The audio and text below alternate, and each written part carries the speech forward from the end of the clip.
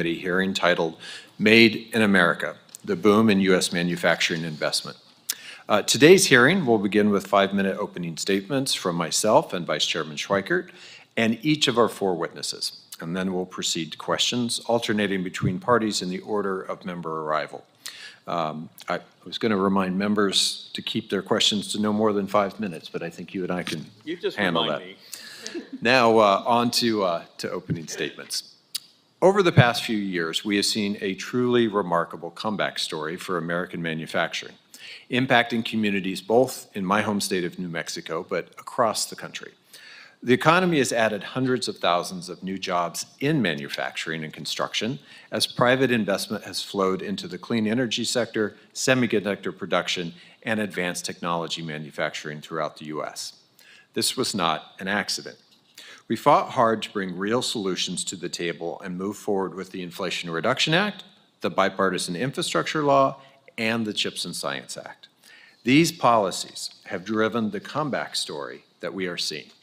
And this graph shows how factory investment surged after the passage of those laws, a trend that we hadn't seen under any prior administration's policies.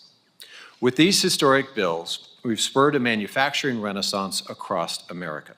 And not only is this benefiting our economy, but it will also bolster our national security and protect our children and grandchildren from the impacts of climate change for years to come.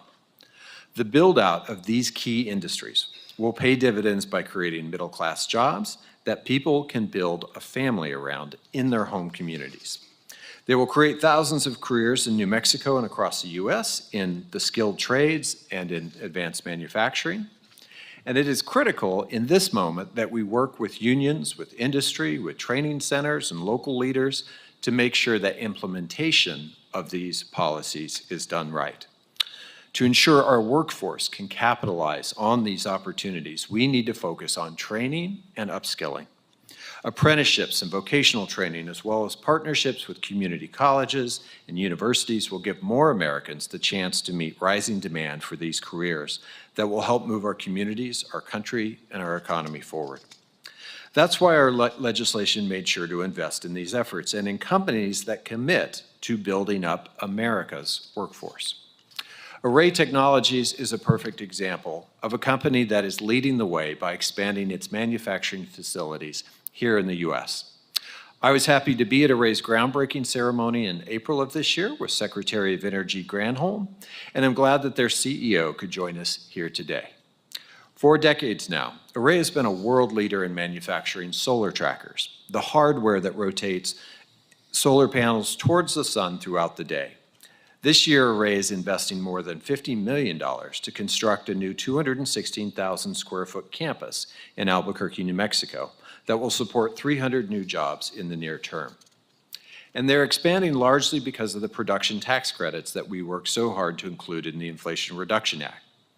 Just as they did for Array, these incentives sent a powerful signal to companies that we are ready to build big things in this country once again. In the last few years, we've seen hundreds of manufacturing announcements representing billions of dollars in private investment. And along with the Inflation Reduction Act, we're seeing booming private investment in semiconductor manufacturing from the CHIPS and Science Act. This law is already boosting employment and wages in New Mexico, with Intel announcing a $3.5 billion investment in its Rio Rancho campus and fab. This facility is expected to create at least 700 permanent manufacturing jobs, but thousands of construction jobs in the meantime. And we're not stopping there. Just yesterday, the Department of Commerce announced new CHIPS Act funding for Solero, a homegrown New Mexico company that can now expand production and hire 100 new manufacturing workers. With support from these policies, companies are opening new factories in American communities to build everything from semiconductors to wind turbines and heat pumps to solar panels and energy storage. That's what good policy does. But I want to make sure that it's clear that due to these policies, business isn't only growing in urban centers. We are driving investment in rural America. And I've seen this firsthand back in New Mexico, where Arcosa recently opened a new wind tower manufacturing facility in Belen in Valencia County. Back in April, I got to meet the workers there and see the first wind towers coming off the line at that facility. And this is just one example of how these laws that we've passed here invest in the economy of the future. These bills are also driving investment in rural energy and infrastructure that can reduce operating costs, lay the groundwork for future economic growth. And with this approach, we're making sure that the benefits of this manufacturing boom reach the entire country. I'm looking forward to hearing from our witnesses on how these federal investments have guided business and manufacturing decisions in the U.S. and how we can continue to support this expansion and make its benefits and make sure it benefits as many Americans as possible. With that, now I'll turn to our Vice Chairman, Chairman Schweikert. Thank you, Chairman Heinrich. And would you believe I see parts of this differently? Being a big fan of something that's often referred to as allocation theory.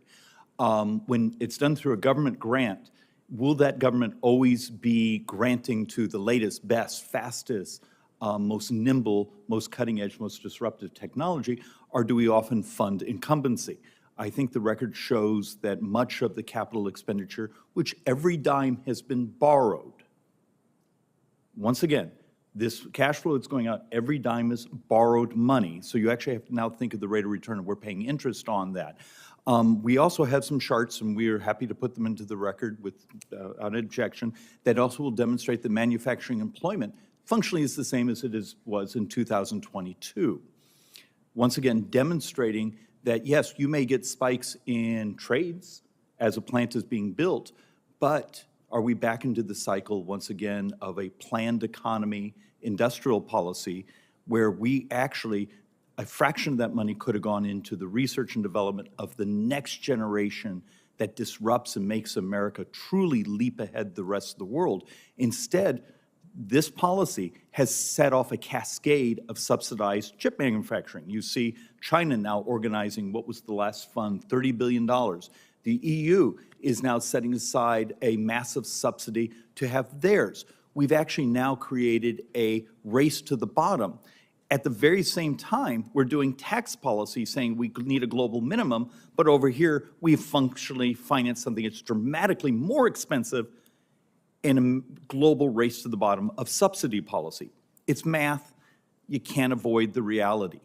The other thing I will also give is the basic belief of, if you're going to have industrial policy, the concept of having government handing out grants and the political danger that comes around when I must go knock on the door of the administration or the politicians to get my cash, the distorting effects that has on society, on competitive markets, and the allocation theory comes back into play. If we're going to borrow money from your retirement and my kids' future, are we actually getting the long-run economic growth? Or, as so often was quoted around here, are we just seeing the sugar high for a short time without long-term extended growth and sustainable employment? And with that, I yield back. Now I'd like to introduce our distinguished witnesses today. Mr. Kevin Hostetler is the Chief Executive Officer of Array Technologies, a global company specializing in utility-scale solar trackers and renewable energy, headquartered in Albuquerque, New Mexico. Array has been a leader in the solar industry for over 3 decades and has helped build out the U.S. supply chain for solar components. Prior to joining Array, Mr. Hostetler served as CEO at Rotork, where he led the company's growth acceleration program, and as CEO of FDH Infrastructure Services, an engineering consulting company focused on critical infrastructure like bridges, dams, and transmission towers.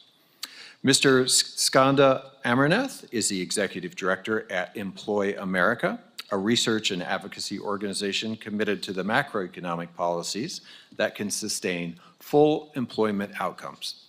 Employ America has written at length about the interconnections between manufacturing investment, productivity growth, and employment gains for workers, among other pressing economic policy topics. Now, prior to joining Employ America in April of 2019 as research director, Mr. Amarnath worked as a market economist and strategist, and as an analyst at the Federal Reserve Bank of New York.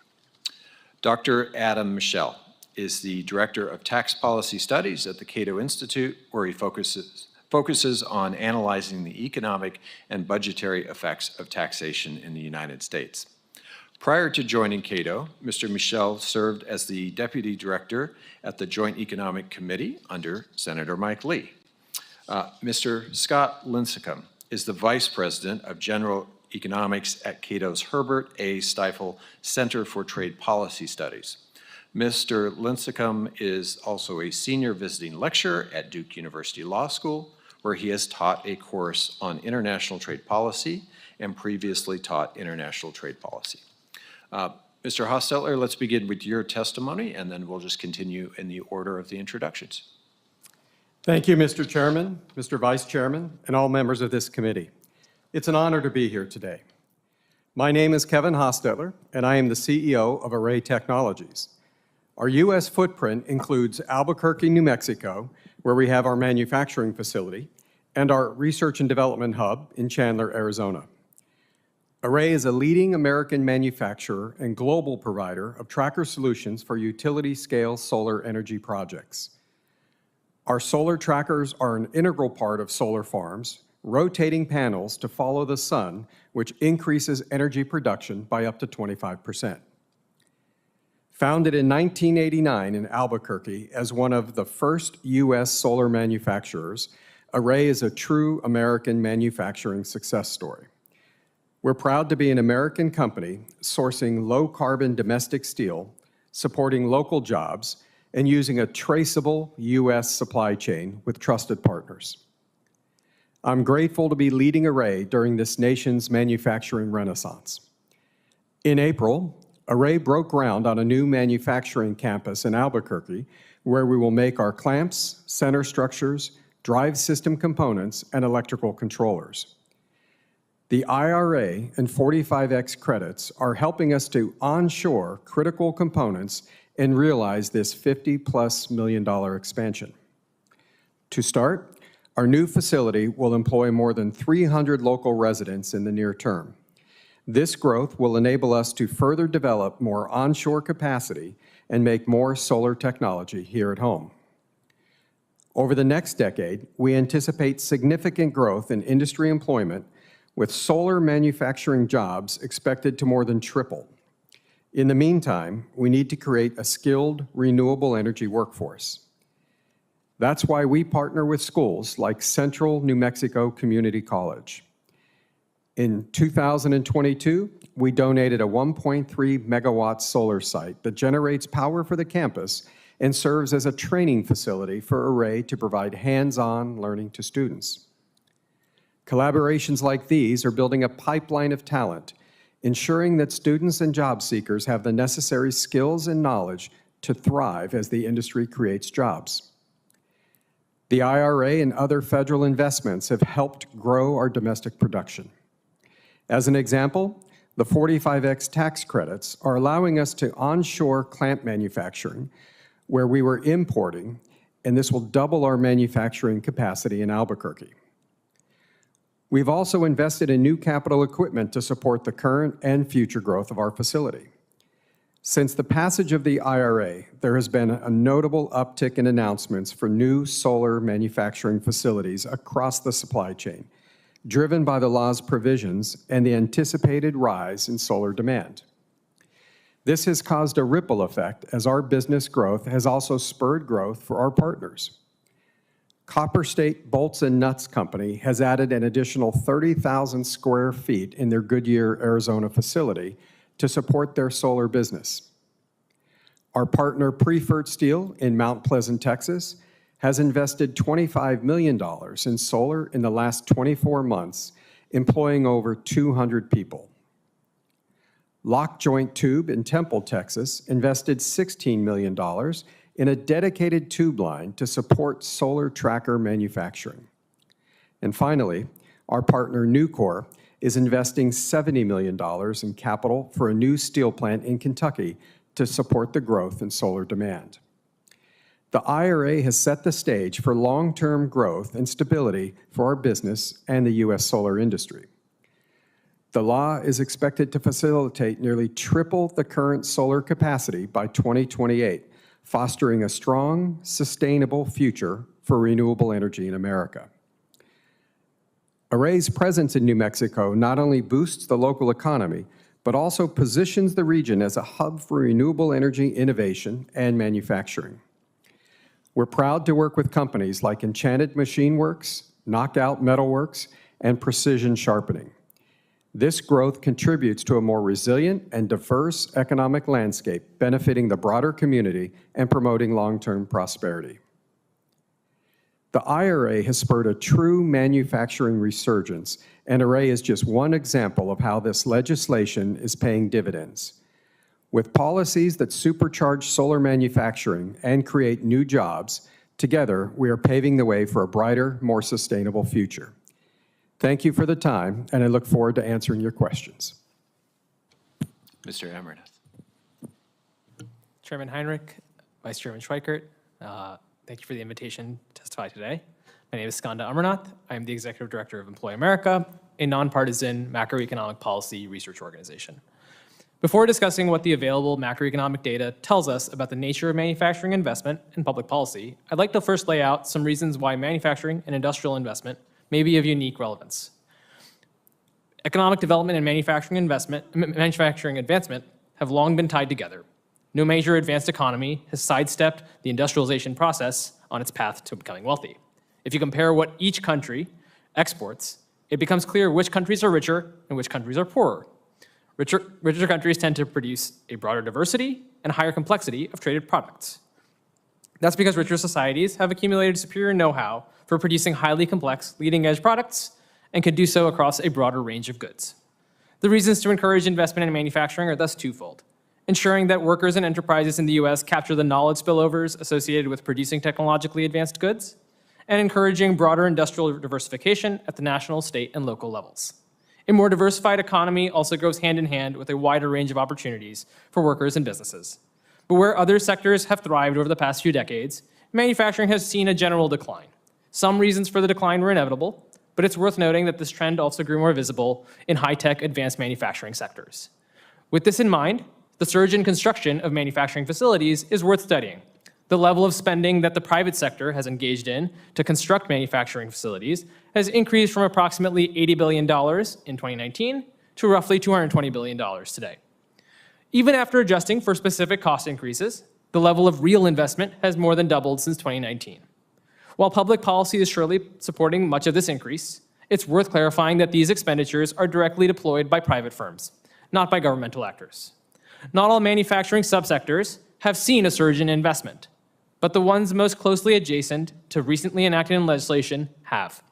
The manufacturing supersector, encompassing computer and electronic products, and electrical equipment, appliances, and components, has seen a tenfold increase in real manufacturing structures investment since 2019. This supersector includes not only the primary subject matter of chips, but also photovoltaic cells for solar panels, batteries for motor vehicles, and transformers for the utility sector, all potentially facilitated by CHIPS and IRA. The timing of the surge in investment in manufacturing construction is the most compelling evidence that CHIPS and IRA are having a sizable impact on the willingness of manufacturers to build and improve their facilities. The effects of policy enactment are especially clear-cut across census regions in the Midwest and the Sun Belt, where manufacturing investment surged noticeably following the enactment of legislation. To fully evaluate the success of policy, it will require translating capacity gains, which recent construction spending should represent, into gains in manufacturing output and productivity. But importantly, it is still far too soon to expect relevant manufacturing facilities to reach productive maturity and achieve the anticipated level of output. It will take time to fully build out capacity and more time still to reach productive maturity. The relevant manufacturing investments, given their capital intensity, are also unlikely to show their full labor market impact through factory floor jobs alone. Instead, what we see is how manufacturing investments can drive growth in construction-related or product research and development jobs.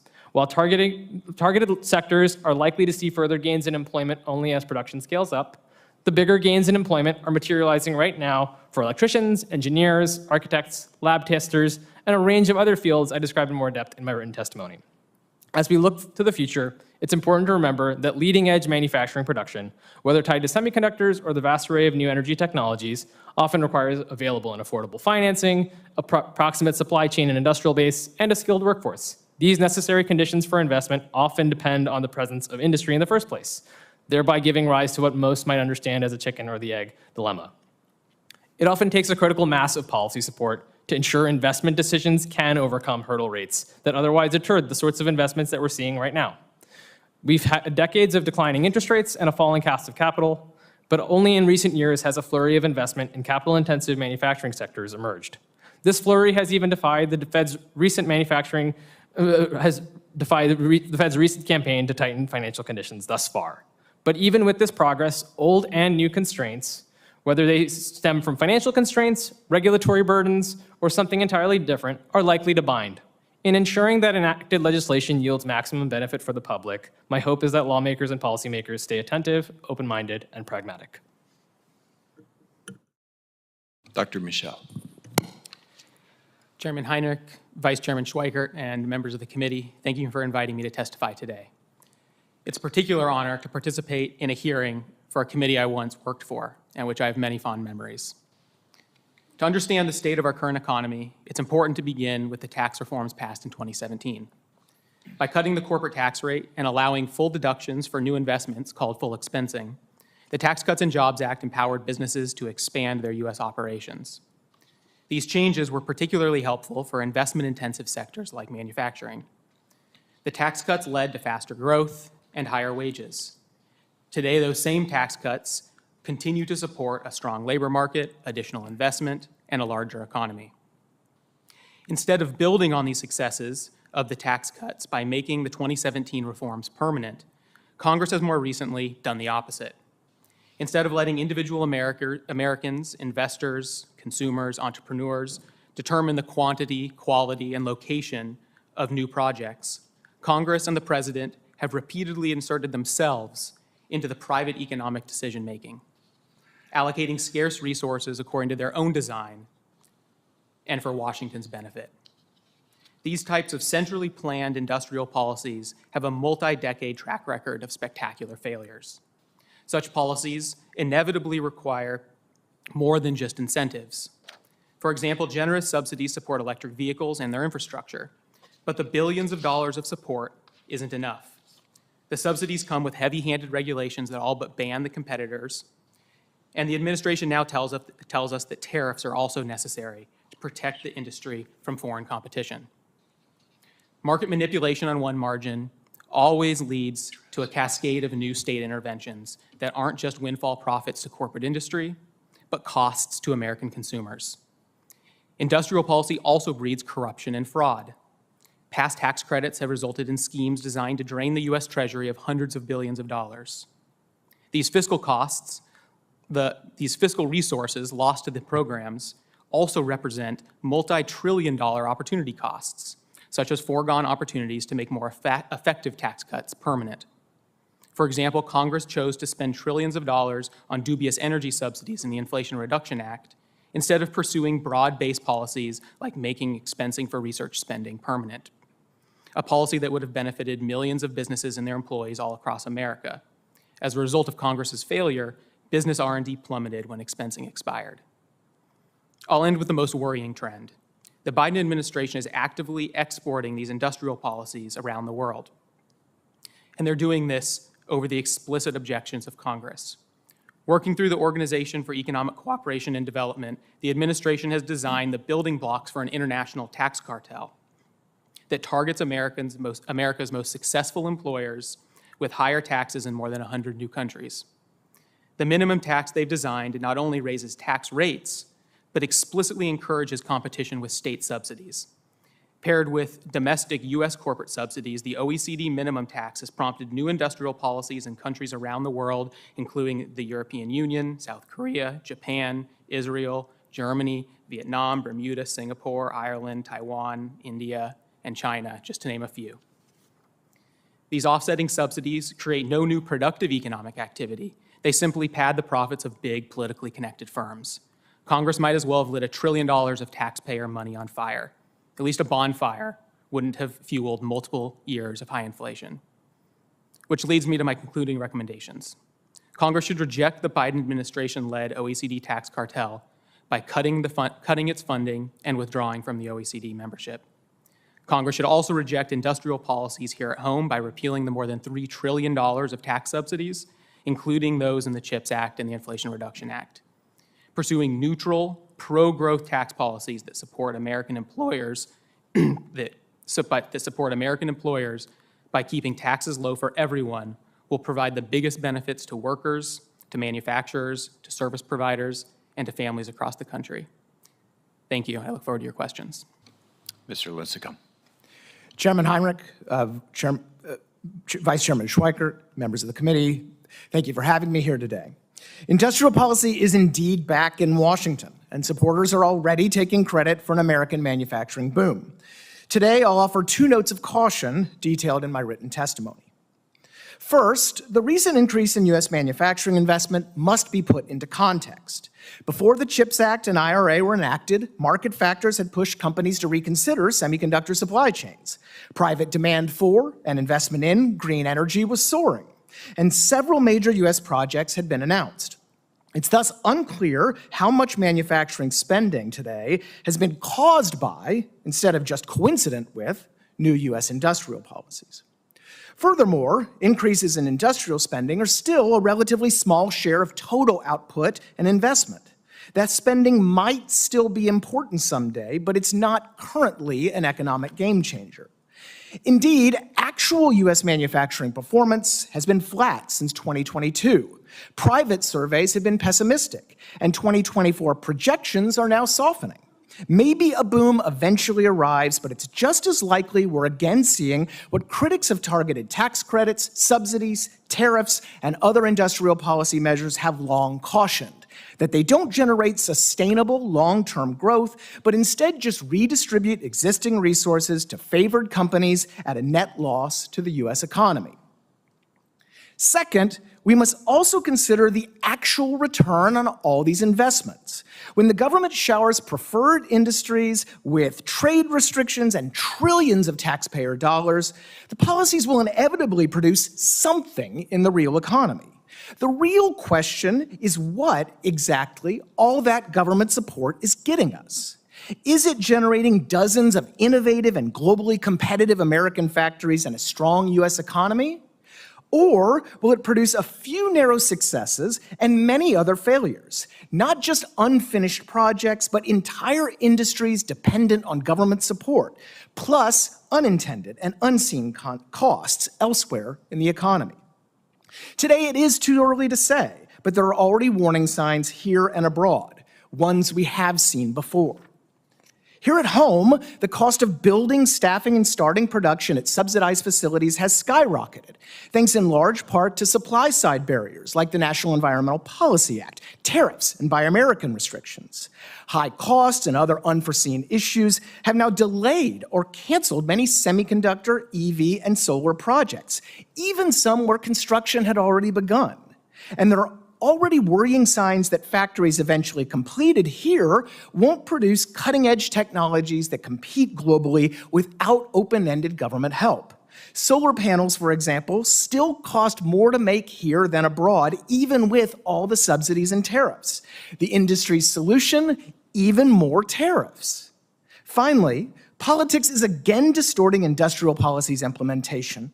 Social policy tapped to CHIPS Act subsidies, IRA dollars funneled to swing states, slow and complicated bureaucracy, election-related investment uncertainty, and, of course, a lobbying boom there on K Street. These and other issues remind us that there's a huge chasm between celebrated investment announcements and actual productive factories.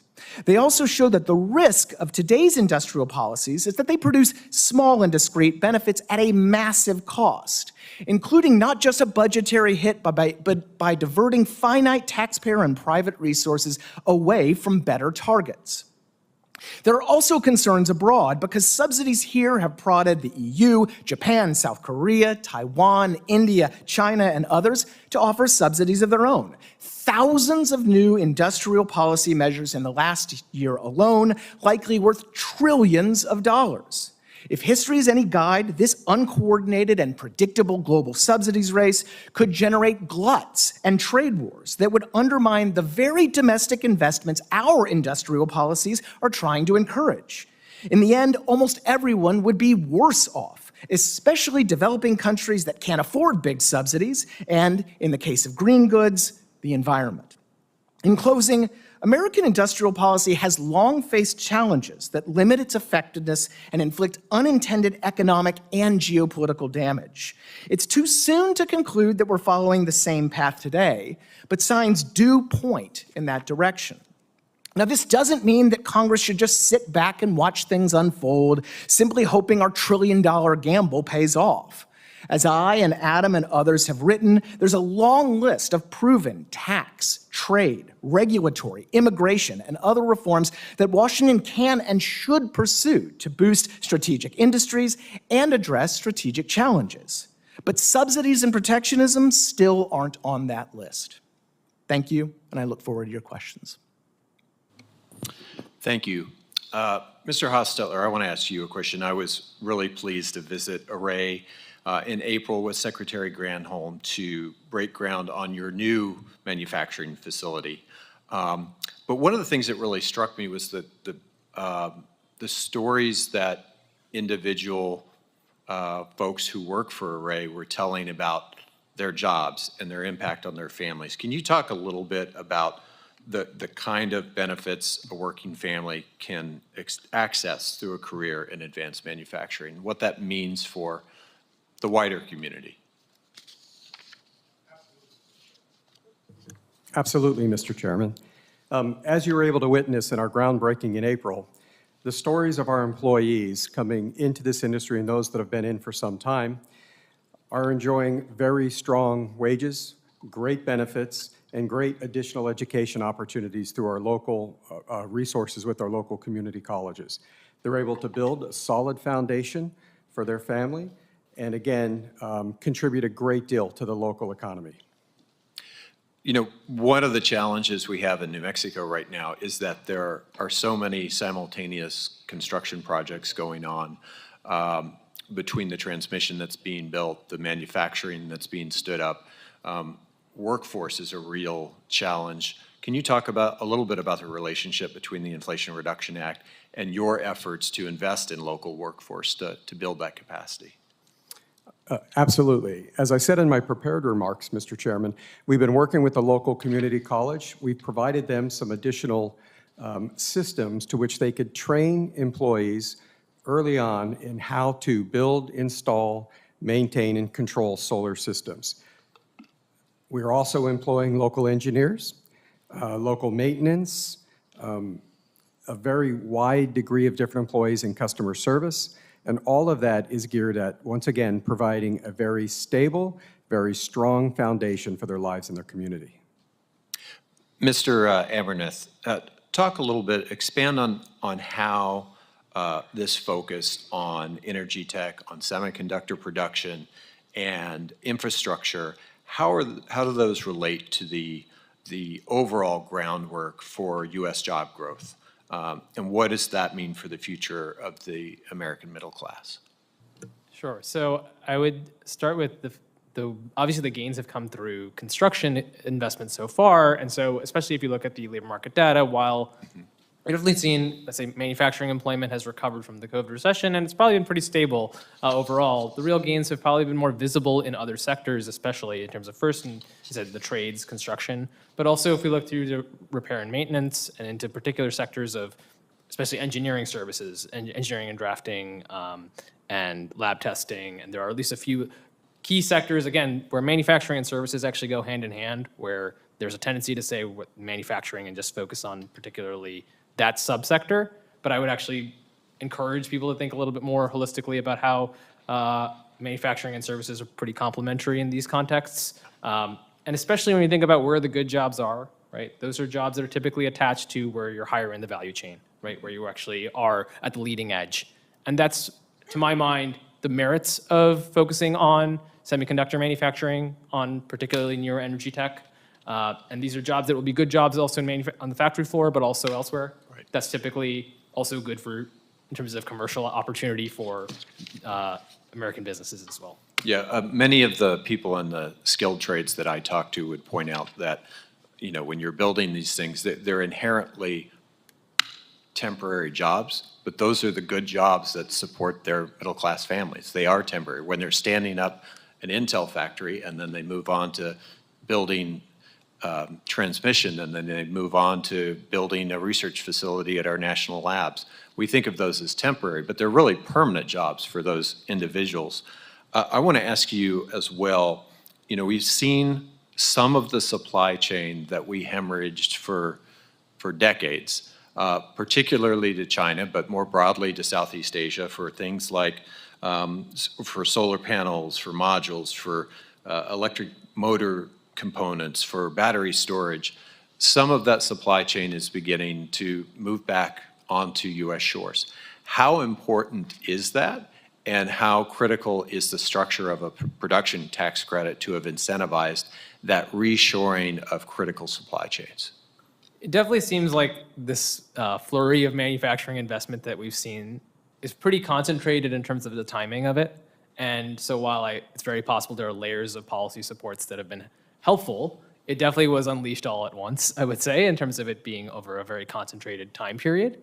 And that suggests that it does require critical mass to get over these hurdles. And these things are to get to actually, well, I think there are actually a lot of merits to what some of other people have testified as far as having broad-based policies that are supportive of all industries.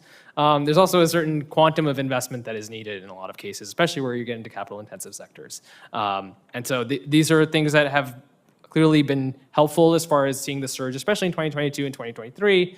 Again, this is the first phase of manufacturing investment in terms of structures. You would obviously want to see it show up in equipment and production later on, and these are obviously open questions that need to be sort of tackled in real time. But there's clearly something that's valuable about having onshore supply chains that we've probably learned over the last few years in certain contexts where we've had a knockout of auto production for 2 years. There's definitely certain things that can build in more resilience, and then there are things that are especially valuable in terms of leading edge technologies where, again, I think there's a lot of national security and economic security relevance to just being at the leading edge there. And I'd say at least in the context of, call it batteries and semiconductors, there's been evidence that U.S. has fallen behind. Vice Chairman. Thank you, Mr. Chairman. Doctor, first off, a couple things from your testimony, your written testimony.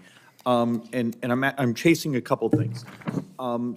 In my opening statement, I tried to touch on, so we say, allocation costs of, because I remember the rage from our brothers and sisters on the left when we did tax reform being $1.5 trillion, which, as you know, joint tax missed the number by $900 billion of actually on top of receipts that came in. But this is direct subsidies that's over $2 trillion. And the distortion factors of allocation. So my couple questions are, when I look at the distortion of a planned economy, industrial policy, which the left embraced, wages, wage growth, the cost to society of the inflation it helped fuel. Is society functionally poor today?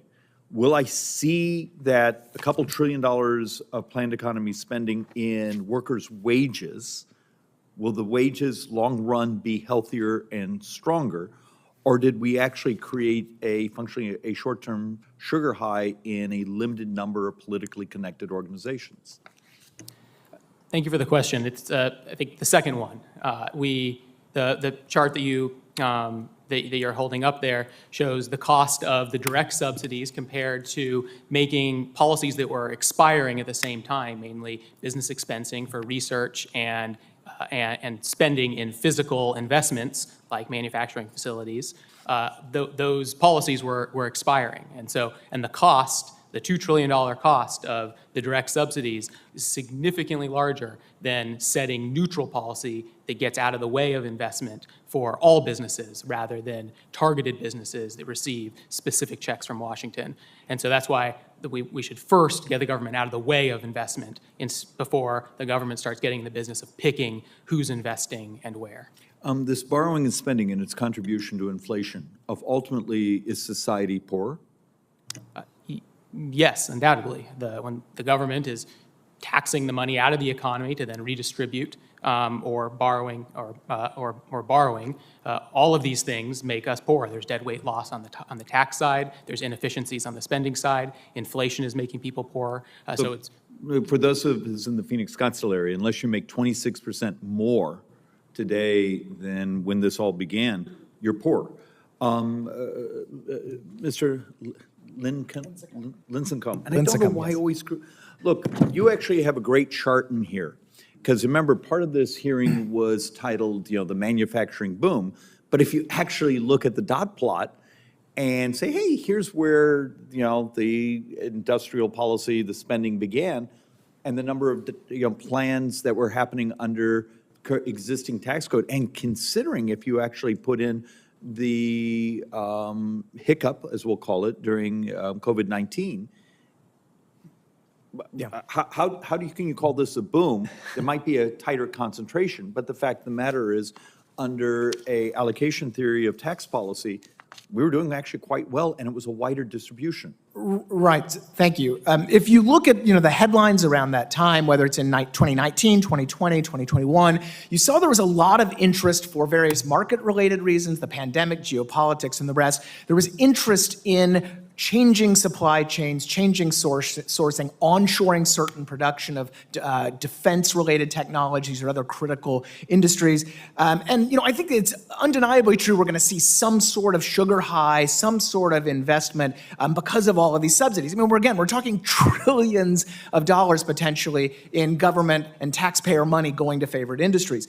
But the question is not only about whether that's inducing that sugar high, it's what we're actually getting. Because in the pre-IRA, pre-CHIPS era, where we were seeing some of those announcements and some of those investments, those weren't coming because somebody was dangling cash at a company, or they weren't coming because there was some sort of tax credit expiring or whatever.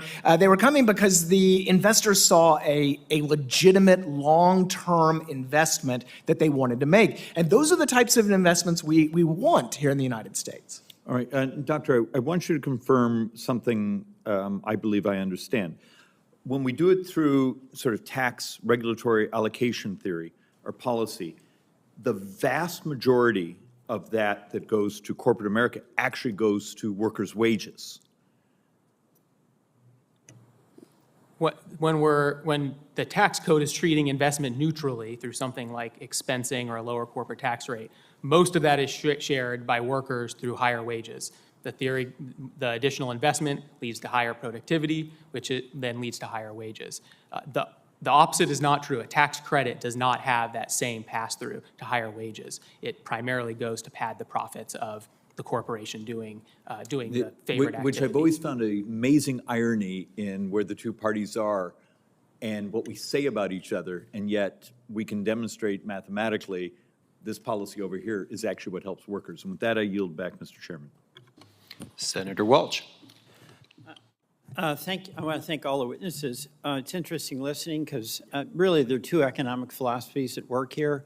There's the industrial policy that obviously underlies a lot of the acts that have been recently passed, and there's the very strong free market approach with government not being involved at all. I voted for those pieces of legislation and support them and think that government does have a role. But I think that's really the debate as I listen to you. But I want to ask you, Mr. Hostetler, right? That's correct, yes. You have to deal with this guy in New Mexico? I do. Well, you can say it's tough. It's tough. It's really interesting what you're saying because the legislation, there's some funds available for you to help folks learn how to do solar installations and then move towards providing more clean energy, correct? Yes. The CHIPS Act also provided some funds that got invested in Vermont at Global Foundries. And folks there see that as jobs. They don't see it as the government involved or not involved. I mean, the bottom line for them is that it's going to give them a new lease on life on these advanced chips. But tell me how it makes a difference for young people whose jobs prospects in many of our rural communities are really pretty limited until they get an opportunity to do something that has a sustainable future. Yes, absolutely. First, I mean, I like to think of this as, Array is a great example where you separate the theory from practice and the reality, right? So these specific provisions passed within the IRA has led to definitive practice of onshoring, and that is bringing jobs back to the U.S. that were previously done in Southeast Asia. That, as we discussed, that new factory will generate 50 additional jobs that we are, again, onshoring back from Southeast Asia into the U.S. This, coupled with the fact that some of the provisions that were outlined in the IRA provides prevailing wages and apprenticeship programs for all construction projects, which not only ensures good-paying jobs and an opportunity to learn a new career in what will be a sustainable future for the U.S., that is in the renewable energy. So we feel really strong about those specific provisions and what they're doing in terms of assuring good wages and wages that will be able to be sustained over a long period of time. Thank you. And, you know, to be fair to the free market argument, as a result of some of these so-called industrial policies and really putting a limitation on imports with tariffs, American consumers are going to pay a little more, right? But what I've seen is that if the whole goal is to just get the lowest price, then capital will go to the cheapest labor, and pretty soon you have hollowed out communities like we had in Vermont when we lost our machine tool industry. In coming from a rural state, I've seen that manufacturing is a critical part in these rural communities that have depended on agriculture but had the benefit of manufacturing. So I guess I'll ask you, Mr. Amarnath, do you see some benefit in these policies that are being disputed about their economic efficacy with having as a goal trying to bring some of these manufacturing jobs back to our communities? So I would say, especially where it deals with, you're trying to rationalize particular policies for a particular industry, right? There's obviously places where it could be in excess, but it's also, we're thinking about what types of capacities are being built up in the process, right? In the case of machine tooling, for example, is a pretty specialized industry, and where there's also a lot of evidence of where competition isn't exactly fair on the global scale, and where there needs to be some thought given to what capacities are we losing in the process. These are people who obviously are working and are earning a paycheck, but they also are developing a certain set of skills, a certain type of know-how that's pretty valuable and very costly to lose. Thank you. My time is up, and I didn't have a chance to address you, but I want to acknowledge that when you do have industrial policy, you do have tax policy, there's going to be winners and losers. And if you're on the side, as I was, to support the Inflation Reduction Act, it really does demand of those of us who supported those policies that there be a hard-headed, hard-nosed assessment of what's been the cost and what's been the benefit. So your point in that respect, I agree with. I'll yield back, and I guess Mr. Smucker, Lloyd? Yeah, Lloyd, go ahead. Thank you, Senator Welch. Just follow up to some of the comments that Senator Welch just made, and I think he aptly described, perfectly described the debate that we're having now, and the debate that we'll be having next year as we look at extending certain provisions of our tax code and other changes that could be made. How do we design the best system to achieve what I think are shared goals? We want all Americans to prosper. We want the economy to grow. We want to encourage innovation. We want to promote job growth and opportunity. So I think it's a very valuable discussion to have. And Mr. Hostetler, I understand, or I hear the impact on your business. And I think, Your employees have benefited from that. You have benefited from that. But I worry about the broader impact on all Americans. And I think if you look at what has happened after the IRA was passed, I think it's called the Inflation Resurgence Act. It should be, because we saw inflation grow, and our folks on our side had warned that that is exactly what would happen when you expand supply that much. And while it's benefiting some people, I think on a much broader basis, I talk to people in my community who haven't seen the benefits of some of the companies that have benefited, and they're hurting. It's difficult for them sometimes to put food on the table, gas in the car. Prices have gone up 20% at least, some items much, much more, since we've implemented some of these industrial policy items, as Senator Welch was talking about. It's painful for people. And you compare that back, and I'll get maybe Mr. Lincicome, I'll ask you to respond to this, but compare that back to the impact of the Tax Cuts and Jobs Act. Now, that bill wasn't perfect, but it attempted to broaden the, it attempted to implement good tax policy that provided a broad benefit, that grew the economy, that encouraged innovation. And it's pretty difficult to look at that and say it didn't work. Middle income, real household income had increased about $5,000 per household. The economy was growing at a much faster clip than it had been before, which, by the way, helps to address, I think, what is one of the biggest existential problems, and that is the growing debt and the fiscal trajectory that we're on. More people were employed. Typically disadvantaged populations had the lowest employment rate ever. And one of the numbers I'm most proud of is we had the lowest poverty rate ever in the history of the country after just several years of implementation of the Tax Cuts and Jobs Act.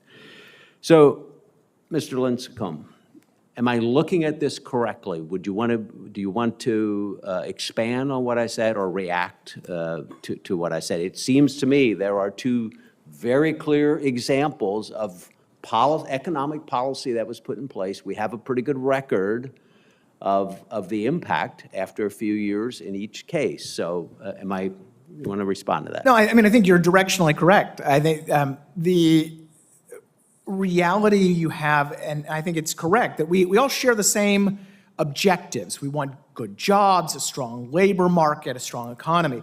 The question is what's going to actually generate that in a sustainable way while minimizing the distortions, not just the economic distortions, but the political distortions as well. The more free market approach not only avoids taxing certain jobs, so we tax solar panels that hurt solar installation jobs. We tax, half of all imports are manufacturing inputs, so those are inputs used by American manufacturers, support American jobs. You not only are taking from consumers and raising the costs and shrinking their budgets, but you also put Washington in charge of making decisions about what factory gets money, what factory doesn't, what place gets those dollars as well. And that, over the long term, creates enormous problems. And I think it also creates a risk for even more subsidies and protectionism in the future. We had solar panels in 2012 that have then, tariffs in 2012 that have just steamrolled. And now we have another solar panel tariff case now pending. The Intel's CEO is now talking about a CHIPS Act 2.0 just weeks after the first subsidies were implemented. These things have a way of simply sticking around forever, if not being expanded, because the industries that we're supporting are not actually globally competitive. I have more questions, but thank you, Mr. Chairman. Thank you, Mr. Tucker. And I apologize to the panel and to everyone in the room because we'd love to dive down into this. We have votes on in the House, so it's the tyranny of the calendar. Please understand, I think actually there may be, I think even the chairman may also have some other questions. 3 days, we have to sort of submit some additional questions to you. I know I have a couple allocation ones I want to send to the good doctor. And with that, the hearing is adjourned. And now we go race to votes. Goodbye, all.